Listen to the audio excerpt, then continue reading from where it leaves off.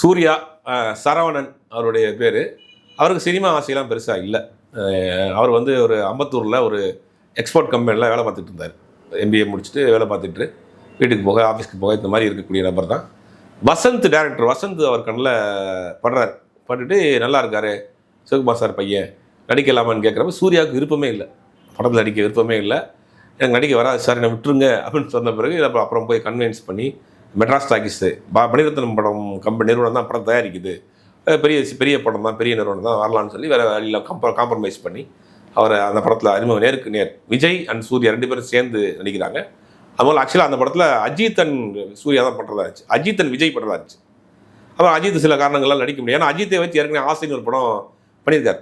அப்போ அஜித் விஜய் வச்சு ஒரு படம் பண்ணுவோம் அப்படின்னு இவங்க பிளான் பண்ணுறாங்க. அஜித் நடிக்க முடியாமல் போச்சு, விஜய் டேட் பண்ணுறதுக்கு இன்னொரு ஹீரோ போடலாம் அப்படின்ற புதுச்சேரி வேறு அஜித் இல்லாத பட்சத்தில் வேறு யாராவது தேடலான்னு தேடுறப்ப தான் இவர் சரவணன் வந்து சூர்யாவை மாறுறாரு.